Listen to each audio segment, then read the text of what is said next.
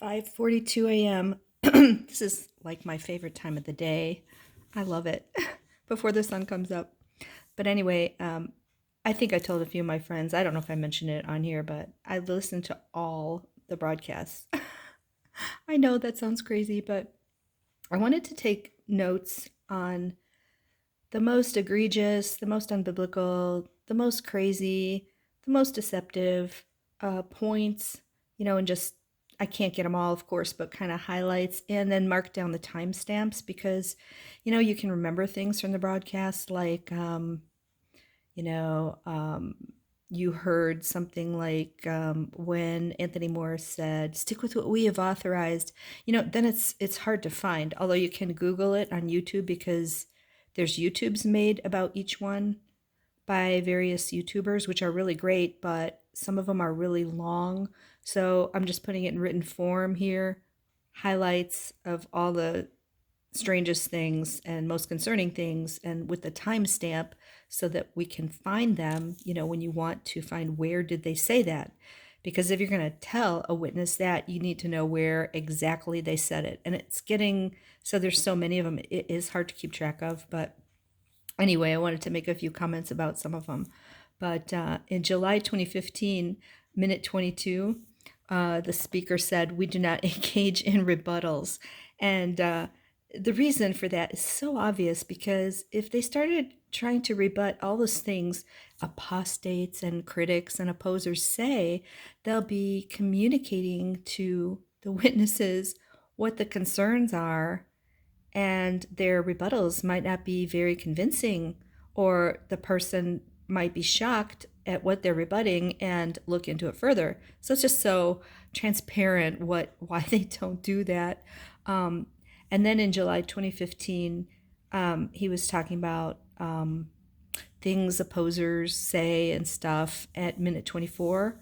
The accusation, we are accused of letting our children die. Parents decide what medical treatment is best for their children. Now, that's just a total lie by omission. And he's not really going into the blood doctrine, what they have done with that in the past and even still currently. So that's a really astonishing thing to say. In September 2015, around minute 3, David Splane asks, "What is a generation?" And then he's going to tell you what it really is this time, after all their different definitions and time parameters, right?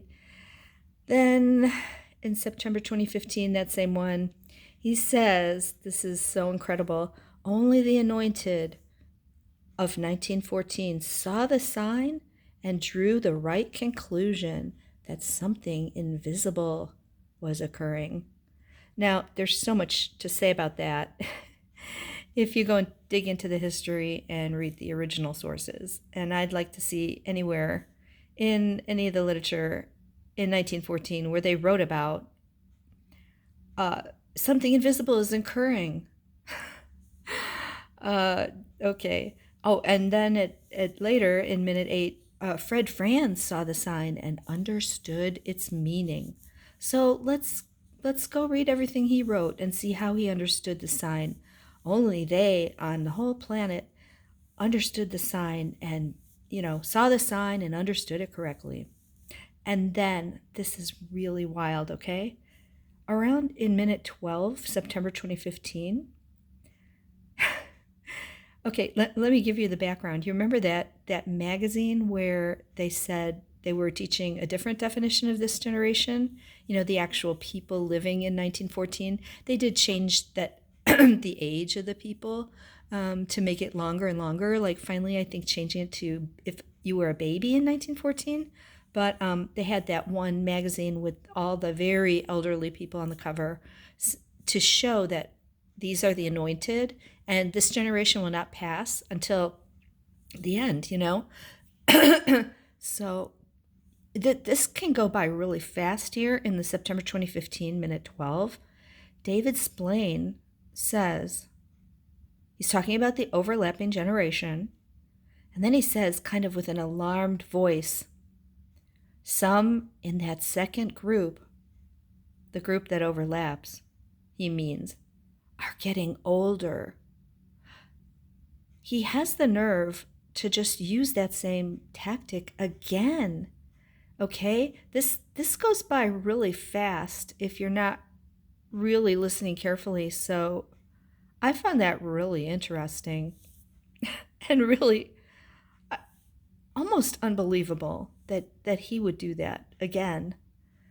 They're just running out of ideas, you know?